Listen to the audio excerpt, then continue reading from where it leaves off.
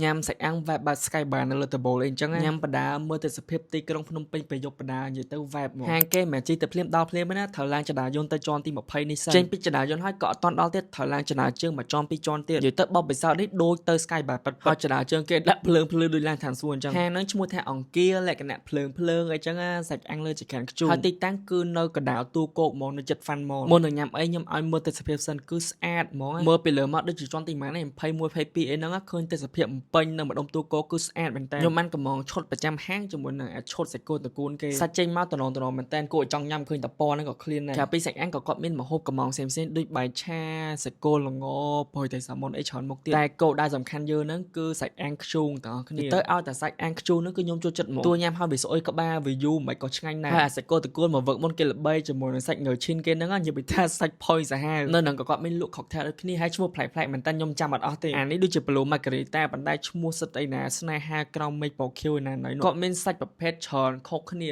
ទាំងសាច់ស្រួយសាច់ផ្អែមសាច់ជាប់ខ្លាញ់ជាប់ឆ្អឹងណាគឺឆ្ងាញ់ទាំងអស់តែសាច់ដែលខ្ញុំចូលចិត្តជាងគេបំផុតហ្នឹងគឺ short rib នេះអាសាច់ម្ដុំនេះគឺឆ្ងាញ់សាហាវជាប់ឆ្អឹងតិចៗហ្នឹងទឹកជ្រលក់គាត់ក៏ឆ្ងាញ់ដែរទឹកតាហ៊ូទឹកម្ទេសហ្នឹងគឺឆ្ងាញ់និយាយទៅគ្រឿងនៅហាងគាត់ដិតអញ្ចឹងខ្ញុំរៀងចូលចិត្តទោះខ្ញុំដឹងថាវាអត់ល្អចំពោះសុខភាពតែអារឿងញ៉ាំដិតញ៉ាំប្រៃញ៉ាំហឹលអីហ្នឹងតែកើតមកគឺចូលចិត្តរបស់ដិតបើសាច់គោបំពងល្ងគាត់រៀងស្ទើរស្រួយបន្តិចតែមើលផាក់ខ្ញុំគេចូលចិត្តអត់សូវស្រួយអញ្ចឹងប៉ុន្តែខ្ញុំចូលចិត្តអត់ស្រួយហើយអង្គុយលើហ្នឹងតួយើងអាំងសាច់អាំងអីមែនប៉ុន្តែខ្យល់ហើយស្រួលមែនតើហើយហាងគាត់ក៏ខ្ញុំឃើញភ្ញៀវចេញចូលច្រើនដែរចំពោះអានេះគឺតម្លៃ100គាត់ទាំង set ទាំងសាច់អីហ្នឹងទាំងអស់គ្នាអាចមើលបានអីដែលសំខាន់ logo ហាងគាត់អង្គាហ្នឹងទាំងអស់គ្នាគឺ design ដោយ team ពួកខ្ញុំផ្ទាល់បើត្រូវការអ្នក design logo design merchandise អីអាចឆាតមកខ្ញុំបានធានាថាស្អាតហើយតម្លៃសមរម្យហ្មង